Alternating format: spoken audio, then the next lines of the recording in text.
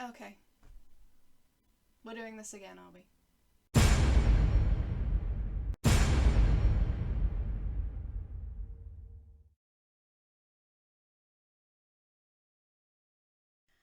Okay, so from where we left off, Roger has abandoned his thoughts about the suspicious ambulance to think about his impending media crisis, and then that is abandoned in favour of Cameron, once again, thinking about men and rationalising her attraction to them. If the Bechdel test was an exam, this girl would have been failed and kicked out by now. Cameron sure does spend a lot of time justifying her attraction to men for a straight woman, like, that's all I'm saying.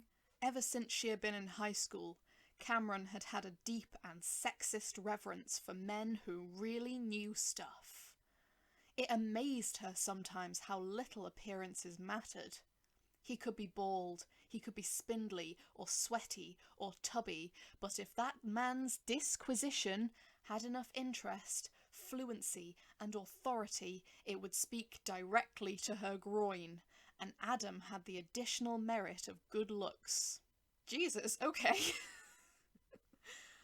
Boris, she's not real, hun. She's not gonna fuck you. And now we get more flashbacks. Thought we were getting somewhere, we're not. Now we're just getting, like, lines, paragraphs, pages of how horny Cameron is for big-brained intellectuals, and just, girl, grow up and get a himbo like the rest of us. I left my attraction to intellectual men way back in my teens where it belongs, and like, this isn't to say that I think men can't be attractive if they're intelligent. The problem is when people have intelligence as their entire personality, it just ends up obnoxious. Like, personally, I find it a lot more fun and sexy if my partner just splits one brain cell with me and we are both equally deeply stupid together. I've said it before and I'll keep saying it, but the way Cameron is written is so obviously written by a man who doesn't know women, it's not even funny. So, skipping over a lot of uninteresting stuff, we return to Roger, who has abandoned his main quest to badger the media about something, and we have this delightful little passage. The reporter was a woman with an Asian name, and from the minute she introduced herself, Barlow feared her. He feared her as British soldiers on the northwest frontier had once feared the Afghan daughters, and their knives, and their traditional knowledge of how to cut a live human being. What the fuck does this mean, Boris? What the fuck does it mean? Do Afghan girls have knives and traditional knowledge of how to cut a live human being? Like, because that's really sexy of them. Like, if there's any Afghan girls with knives and extensive fighting knowledge, hello, would you be willing to marry a 26-year-old from the UK? I have red hair and bluish green eyes and okay, we're getting off track here. Bearing in mind that this is a journalist he's talking to, like a journalist with no magical powers, she's not about to sacrifice him. He isn't even talking to her face to face. He's like just talking to this human woman on the phone about an article she's written, which is her job because she's a journalist. There is literally no reason at all for him to bring up that she has an Asian name, especially given that, like, we don't even learn her name for some time, if at all. I can't remember. Maybe it's further down in my notes. He fears her, and he makes a comparison to Afghan women wielding knives. And it's there for no reason other than to make some sort of weird racist remark. So, like, this little tidbit here serves no purpose other than to hammer it home that Boris doesn't like Asians. This whole book is an exercise in Boris mocking, belittling, and criticising every group of people he doesn't like or understand. So Roger's trying to get round this journalist and get her to not publish this scandal about him when she refuses him, and makes a perfectly valid point. He lashes out and tells her to kill herself. Like, I'm not joking. This is what he says. Right. At length, he said, "It's all rubbish. And besides, it was ages ago. the reporter went in for the crack. It's either all bollocks, or it happened ages ago. It can't be both. He thought of this woman, and all her ambition and aggression, and the pointless misery she was trying to cause him. "Oh, honestly," he said, "why don't you go and do something useful, like jump off a cliff?" As the seconds ticked away, he improvised a series of alternative careers for his tormentor. So this whole time, Boris has tried to play off his tragically obvious self-insert as an old-fashioned oaf, but is affable and is far too scatterbrained to ever be really malicious. But here we have the absolute epitome of aggressive fragility. A woman, an Asian woman no less, publicly speaking about his actions he did as a public figure, him trying to shut her down, and when she doesn't submit to his will, he becomes angry and tells her to jump off a cliff. He even describes her as aggressive and his tormentor while he loses it, all because he's unable to take accountability for whatever actions led him to be caught up in this particular scandal. New chapter. I don't want to read anymore. I've just scrolled through like 2 whole pages of Cameron fucking crying about people making fun of Americans. Girl, is this the bane of your life? Can you imagine? Mate, I slag off my own country for shits and giggles. The fuck are you whining about? Ugh. So now we have another chapter, and I've just completely lost track of this story. Roger is still abusing journalists for doing their job because apparently he just doesn't have a job to be getting on with himself. Barlow had strayed outside the weird and hypocritical matrix that the tabloid imposed on the conduct of public and semi-public figures. He was a goner. "I'm sorry, Mr. Barlow, I don't want to be rude because I've really enjoyed our chat, but I've got to go now." "You've got to go?" yipped Roger. "You've got to go now, have you? Well, I haven't finished with you yet." And he prepared to say what he thought. Just hang up on him, Deb. Write down the threats and insults and put the phone down. Seriously. I don't know why I've called her Deb in my notes. I can't remember if, like, her name was mentioned, but she's Deb now. So the ambulance boys have a fight, maybe?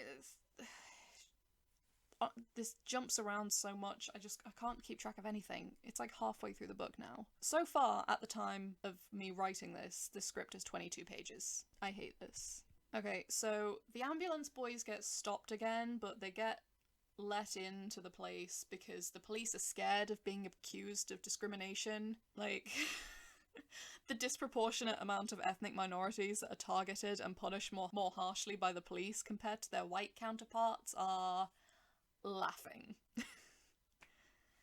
And now the ambulance is tearing it up, going ape shit, vroom vroom, and the press are doing something, and that Jason bloke from earlier, the sizable Jason Pickle, the one that's kind of a nutcase, he's having genocidal thoughts and thinking about his wife, and she might be cheating on him, I don't know.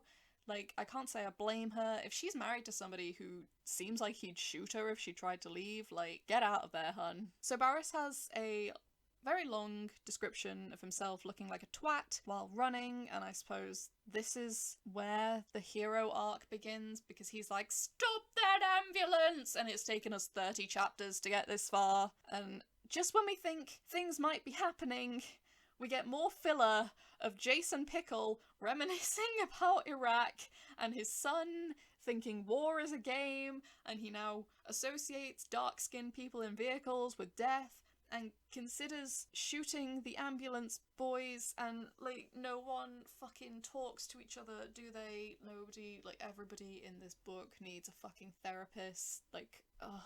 So, the security gang, whoever the fuck they are, have established that an ambulance has been stolen.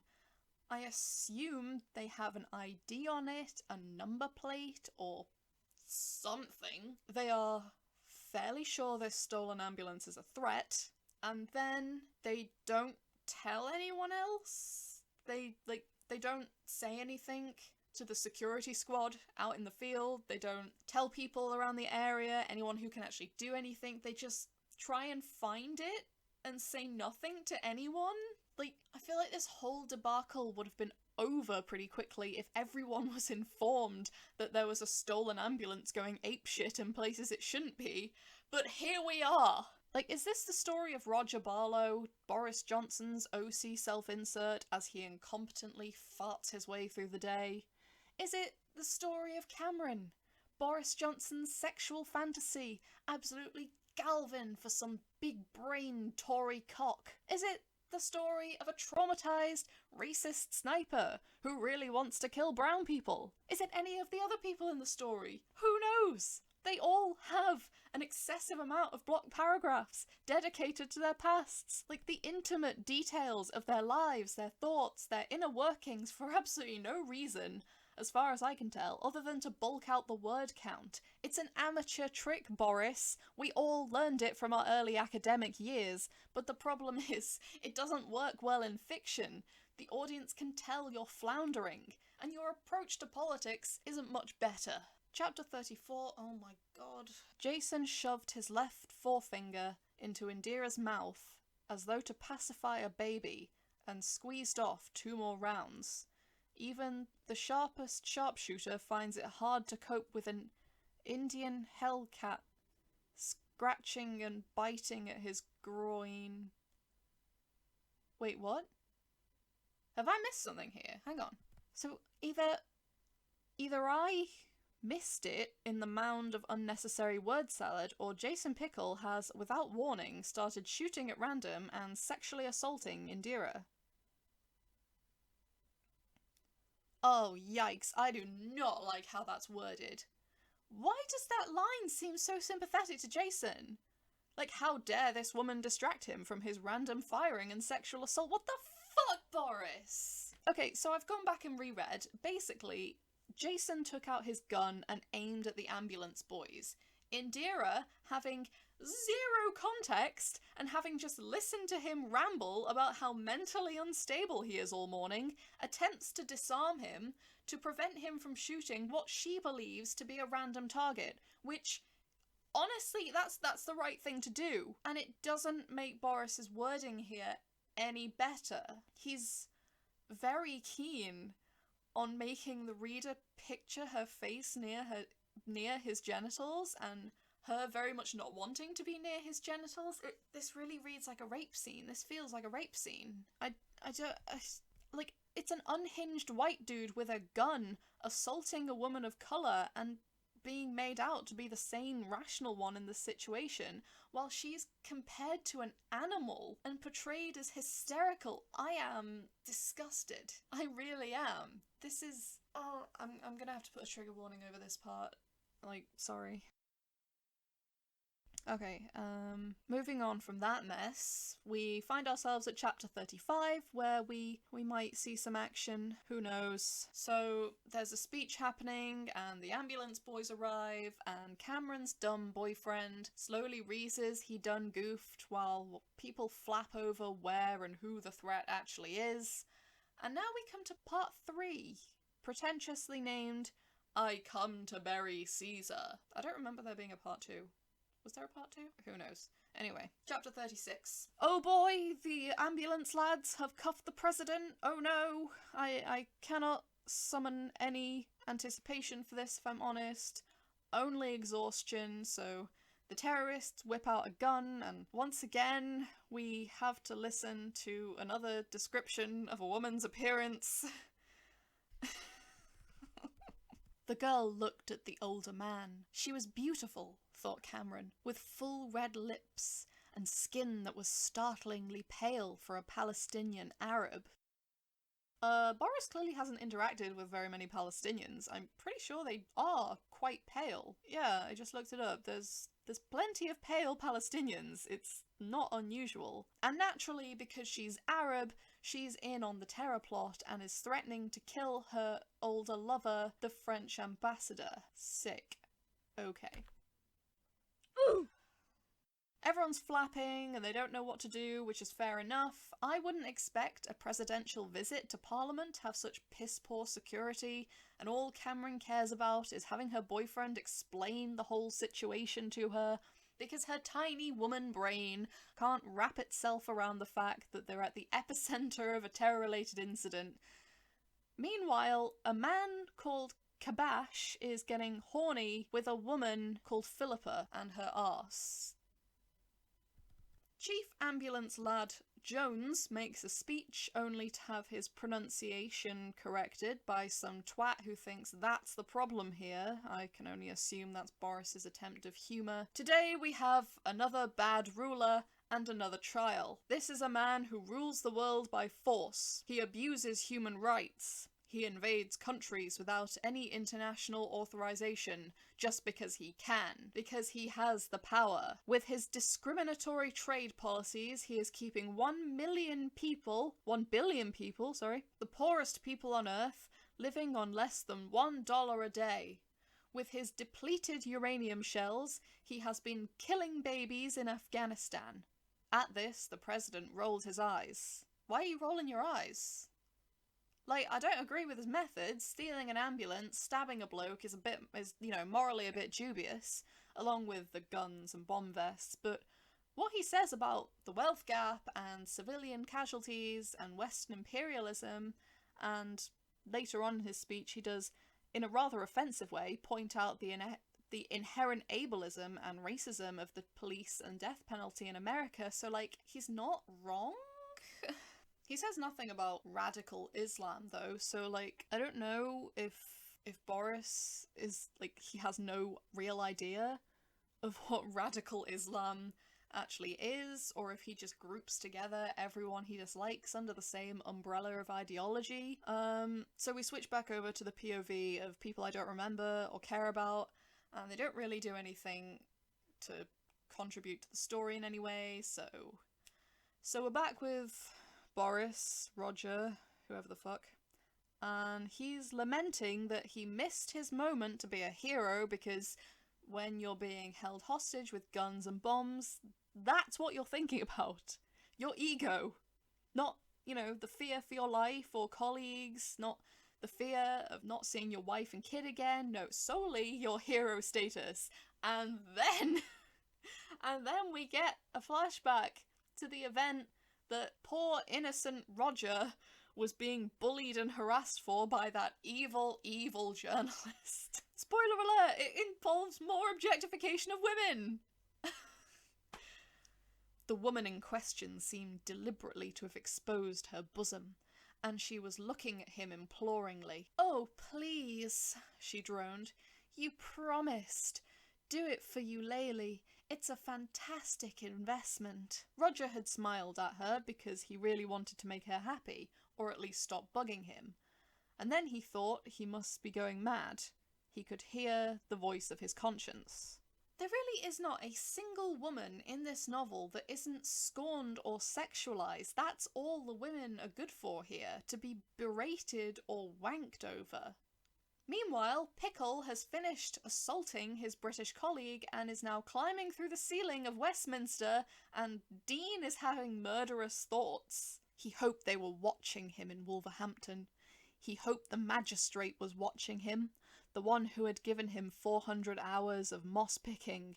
He hoped his foster father was watching him now. Above all, in the angriest part of his teenage heart, he hoped he was being watched by that beautiful girl he had called Vanessa. Vanessa with the sweet white smile and the fat, red, kissy lips, whom he had trusted with his heart, and who had turned out to be a fornicating traitor. That's who you're mad at? Out of everybody here, the girl who turned out to be a bit of a slag is the one you're pissed off with, you fucking incel. And then the big boss starts another speech that sounds a bit more like a stereotypical terrorist, claiming that the group they represent is unimaginatively named Islamic Jihad, and prattles on about Zionism for a bit before saying, "Hey, we'd like your military out of our countries to end your meddling, and for those responsible to be tried by The Hague for war crimes," which is fair enough, and now there's a poll running or something about whether or not demands should be met, because that's a thing that would happen. This book gives me migraines. So, meanwhile, Cameron is putting two and two together for the first time ever, and realizes that she was the one who was duped by her dodgy galaxy brain boyfriend and half-heartedly confronts him about it. She asks him to swear to tell the truth, and he does. I wouldn't believe shit he says, but sure. Big Boy Jones starts asking for comments from the audience and threatens to shoot someone if no one speaks up, and Roger thinks that this is definitely a time for him to open his mouth, as if that wouldn't make anyone want to commit acts of violence at all. Barlow got ready to stand and knew what he wanted to say. He wanted to be as vicious and as scathing as he dared towards these terrorists without provoking them to shoot him. He was damn well going to speak up for America and for what he believed in. Apart from anything else, he had worked out one thing. Whatever happened to the President of the United States, he wasn't getting out of here alive. He had thought it through from the point of view of Jones the bomb, and it was perfectly obvious that the loonies would have far more impact, a permanent global trauma, if they went ahead and blew the place up than if they became snared up in some double-crossing hostage deal with the Americans. Yeah, you're real fucking out there, modern-day Churchill, innit? So while Boris is psyching himself up to do something proactive for once in his life, one of the other ambulance boys is getting annoyed at not dying sooner, like everybody else that's read this book, and starts having a sexual fantasy about being in heaven and shagging the virgins and— oh no, I do not want to read this next bit. I hate how horny this writing is. I know entirely how horny the Prime Minister is. I hate this.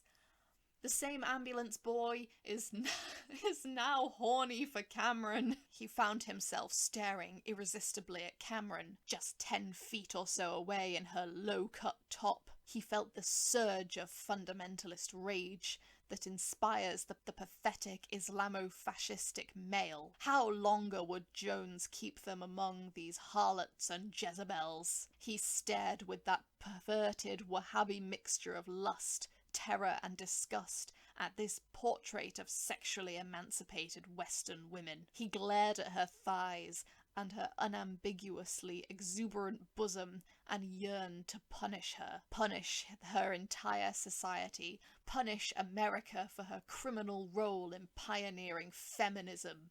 He wanted to punish her for all the inadequacies she made him feel, because he knew in his heart that she was more unattainable to him than the doe-eyed virgins of heaven, and there was a part of him, that a secret, half-acknowledged corner of his soul that yearned for her on precisely those grounds.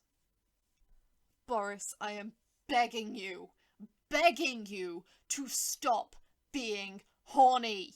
Her ambulance boy is raging, and Cameron is gobsmacked that her galaxy-brained lover isn't doing anything, and is, slowly but surely, coming to the realization that maybe, just maybe, he ain't shit. But what would he say? Wondered Cameron. It was a mixture of her devotion to Adam, and indeed her awful, inescapable feminine deference, that as Jones began to count, she had simply assumed the love object would take charge.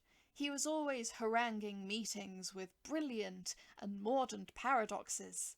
Surely he would leap to his feet, shod in the lovingly polished oxblood brogues, and somehow set things straight. So while Cameron ponders all of that, Dean also starts lusting after Cameron, because no one in this story can be normal for 5 fucking minutes! Dean was staring at Cameron and thinking she was one of the tastiest birds he'd ever seen. Here he was, barely 19, and about to splatter his guts over the walls. He would never know this girl, never talk to her. He might even be responsible for her death. He became aware that she was returning his look. His Sierra Leonean child gorilla smile became a guilty smirk, and he turned his face away. Everyone, is in a terrorist hostage situation, and there's like 4 different acts of horny going on. Everyone in this parliament building is horny on Maine, and I don't like it. Jones seems to be the only non-horny person in this room. He says fuck it and asks the president to pick someone to speak, and by a shocking coinkydink, he points at Roger, except the bloke next to him stands up and speaks. But he flubs it, and we get a load of writing about that. So, Roger tells him to shut up because he's mad that this guy thinks Guantanamo Bay is bad, and... oh, wow, okay. So the bloke speaking, Chester, continues speaking, and Boris has this to say about it. Chester was quite oblivious to his surroundings, with the Asperger syndrome, the quasi-refusal to relate to the feelings of other people that begins to afflict those who spend their evenings in star dressing rooms and their days absent-mindedly scanning the face of everyone they pass to see if they have been recognised. So we're bullying autistic people now. Great, we can mark that one off the Boris bingo. In what world is that an appropriate thing to say? This reads very much like the posh, roundabout way of using autistic as an insult a la Kiwi Farms or 4chan. So now this poll has spread across the world because apparently this is important enough for people across Asia to care about and participate in, and the debate on what should be done about Guantanamo Bay and war crimes are straight up tearing families apart and inciting violence. This feels both incredibly xenophobic and insanely disproportionate for the situation, and this Chester guy is making some decent points about American foreign policy, and everyone just straight up hates him for it. People in Asia are physically fighting one another, and the poll is straight up being conducted despite Jones sneering at democracy. And now Boris is spending an entire page rambling about Henry VIII for some reason. I don't know what the point of that was, but I hated it. For the love of God, when is the plot going to start up again? We're nearly done, and all we have is Chester going on and occasionally switching point of view or having flashbacks. Like, I can only compare this experience to, you know, when you've been on a really long train journey and you're almost at the last station and the train just stops and waits in the middle of the track for like a really long time, and like you're tired and achy and sweltering, but you need to keep your coat on because otherwise you'll have to carry it, and you're galvin for a piss, but there's no point risking the train toilets now, and you're dreading having to lug your suitcase off the train and down the stairs and all the way across town because you just want to get home, for fuck's sake. That's what reading this book is like. So Pickle is entertaining thoughts of killing Chester because Chester is criticising America and employs the use of a homophobic slur because, of course, and a tennis ball comes from the ceiling, and the president asks Jones for some chewing gum, and another ambulance boy needs to pee, and Adam and Cameron have to go with the ambulance boys, and when will this end? And oh, what? What's this? Is it? Could it be? One woman? That Boris isn't getting horny over? Not far from the ambassador, on the other side of the aisle, a lady had risen. Her age was unclear, but she was certainly no younger than 70. Her silvery hair was cut short, and her attire was grey and white, almost of nun-like severity. She was a peer of the realm, a former Home Office minister, and a grandmother of 20 children. She was Elspeth, Baroness Hovel. Hovel? The scourge of the gay lobby, the abominator of abortion, the defender of corporal punishment, lovingly administered, and the only politician of any party to have the guts to question whether it was the business of the Treasury to use endless fiscal incentives to drive women out to work. In short, she was one of the few people whose views and manifesto approximated to those of an Islamic fundamentalist, which is why she was known to her enemies, the right-on columnists, the stand-up comedians, as Old Iron Pants, or the Mullah. Okay, so maybe Boris is a little horny. And so we get pages of the boomer basically making the antithesis of Chester's speech, and she dies. Dead. We had one woman.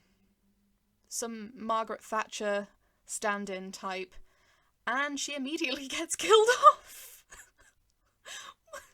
They fridged Margaret Thatcher. They fucking fridged Margaret Thatcher. So basically, if the woman isn't there to be sexualized and objectified, she dies. Because if you think about it, like, Cameron, Boris's wife, even the female terrorist in this story is all, like, you all get really intense descriptions of how they make Boris feel. But the two women in this, the journalist that Boris hates and this baroness, Boris tells the journalist to kill herself, and the Baroness is instantly killed off as soon as she's introduced. That's so depressing. That is so depressing. Okay, so, I mean, I thought this book was supposed to be about Boris being a hero and standing up against terrorism, but so far, it seems to be everybody but him making a stand. Like, when's he gonna stand up? Okay, back to everybody else in the world. Boris talks about Russia in comparison to East Asia, voting staunchly in favour of America, and, if anybody had antisemitism on their Boris bingo, you can cross that off. But no, the Russians had their problems in Chechnya. They took a dim view of Islamic terror. Maybe there was some kind of fiddling of the figures by the oligarchs who ran the TV stations, and who were, mainly, as some lost no time in pointing out, of Jewish origin. But it seemed that Russia, one of the most populous countries in the world, was voting heavily for America. So 58% of the people vote in favour of releasing the prisoners of Guantanamo Bay, and Dean realises he doesn't want to die, and starts arguing with Jones that they should stop because they've made their point. More sexist and racist bullshit happens, still not sure when Boris is going to do something. Roger makes a list of good things he's going to do, which is mostly him promising to stop being disgusting and unhygienic. And the traffic warden, from the beginning of the story, he's back. He's alive. Good for him. Finally, Adam tells Cameron the truth. He's a spy, and she loves it. And just as we're about to find out who Adam is spying for, we cut away to the ambulance boy looking for a bathroom. We're on the last pages now. I just want some resolution. So we get back to Adam and Cameron, and apparently he's told her everything off camera, and all we get is this. "So you expect me to believe that?" said Cameron to Adam. "You thought they were going to wheel in some torture victim just to embarrass the president?" She paused and scanned the face of her loved one, and was amazed by how much she wanted to believe him. "I know it sounds crazy now, but it's all I've got to say," said Adam. "Now let's just concentrate on getting out of here alive." Roger is still psyching himself up to speak, and notices Cameron and Adam looking too complicit and thinks he should fire her. Good idea. "All right," said Cameron. She decided she would make up her mind about Adam later. "So whose spy are you? The Russians? The Chinese?" Adam gave a rueful smile. He pointed to something on his lapel. "See that? What is it? A microphone? No. What does it look like?" She shrugged. It looked like something from a game. A little red token of some kind. Maybe part of an army from Risk. I don't speak French, fuck. "It is a florette of the Grande Croix of the Légion d'Honneur." Sorry if I've butchered that. Cameron noticed the rather too professional way he said it, with plenty of rolling of the R's. "So you're spying for the Froggies?" Adam is spying for the French, and the French wanted to humiliate the US president, so they brought in a terrorist group. I'm so confused! And then the president talks to Dean about how scholars think that the whole 72 virgins might actually refer to raisins, and it's weird that they're obsessed with virgins because a bit of experience is better, and oh my god, why are you being horny now? So the French guy now is making a speech, and the ambulance gang are down to 2. Dean left, and the other guy killed himself in the bathroom, just because, I guess, and Roger still hasn't done shit. The world votes in favour of America, and Dean comes back to see his biological father appealing to him on TV, and now he and Cameron seem to be friendly with each other. Once again, Roger's 2 brain cells have rubbed together with enough friction to spark a thought in his head, and he thinks, aha! If I speak up, they won't be able to persecute me in the press. And if he spoke well, they might just knock that story on the head. Listen, the editors would say to the sadistic girl who was persecuting him. We can't do down Roger Barlow anymore. Did you hear his speech on America? Did you hear him speak up to the president and the transatlantic alliance? Bad luck, they'd say, to the vicious, wheedling little Debbie Gujaratni. Oh, her name was Debbie! Oh, yay. I didn't just make that up. We don't want any anti-Barlow stuff. Barlow is in, they'd say. Barlow is cool. And Debbie would gnash and spike her rotten little story. Jesus, Roger, do you want a sock to wank in there? So then he has some more horny thoughts, and then he mentions his kid again, and again describes his weird Freudian theories on his son, and if he doesn't say anything in Parliament, he'll look like a fool, and he will have lost to his son. He rose to his feet, and tried to catch the eye of Jones the bomb, and as he did so, he tried to envisage the reaction of the Oedipal 4-year-old when the news of his folly broke over London like a thunderclap, and he was the butt of 1,000 jokes. So you're going to speak up against terror, so you won't get cucked by a 4-year-old and bullied by a journalist for doing her job. Great motivations there, Boris, you fucking weirdo. So Roger waffles on like the others before him, and I think at this point Jones runs out of patience and voices exactly what we're all thinking. Say something interesting, you silly man! Yeah, that's fair. All right, you tosser, said Roger Barlow. I say to hell with you, and the rest of you chippy, pathetic, pretentious, evil, envious Islamic nutcases. I say vote for America! I thought they already did vote for America. Is that it? Like, is that it? Is that the heroism that this story is based on? Boris tells them to fuck off. That's it? Okay, oh right, so Roger kicks the gun out of Jones's hand, and now all of a sudden Roger's fucking action man. So Roger has been a bumbling idiot this whole time, only to be fucking He-Man in the last few pages, more competent than a trained soldier taking down a terrorist. This is Boris Johnson's fantasy, guys. This is the Prime Minister's wet dream. He wants to physically go bare knuckle with terrorists. And if that's the case, why hasn't he responded to my invitations to fight on Twitter? And now everything's resolving, and Dean kisses Cameron, and she kisses him back. Why is that happening? Yeah, you'll be fine, love, she turned to him, and because her lips were so trembling and vulnerable, he kissed them. To his astonishment, they opened a little, and for a second she returned his kiss, and he could taste the inside of her mouth, and he remembered why people talked about kisses being sweet. He knew she didn't mean anything by it. He knew she was just kissing for the joy of being alive, and she knew she would never do it again. But for Dean, it was a possession forever, and the joyous phenylethylamines coursed in his veins. Westminster is just permanently horny on Main. It is such an erotic place that even in the face of terrorism, people just have to fuck. Roger, having just gone around with Jones the terrorist and been balls deep in a traumatic hostage situation, immediately thinks, with satisfaction, that the papers won't run any story about him investing in a lingerie shop, and that's it. What a crock of shit that was. So setting aside all of the horrifying and disgusting and offensive aspects to this story, it's just very poorly written.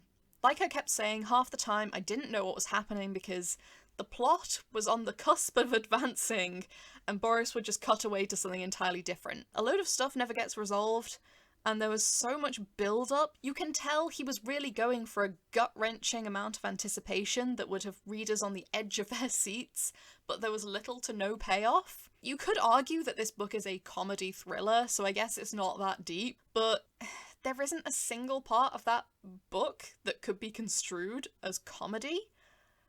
All it was Boris saying grossly offensive things and expecting the audience to chortle. Would I recommend this book? No. I'm just glad that I didn't spend money on this. Thank you to Adam and the gang for tracking down a free copy online. It was uploaded to the internet in its entirety and downloaded by me. And now that's done, I can delete it from my files and free up some space in my documents. I will never look at our Prime Minister in the same way again, and I hope you don't either. Thanks for listening. Bye.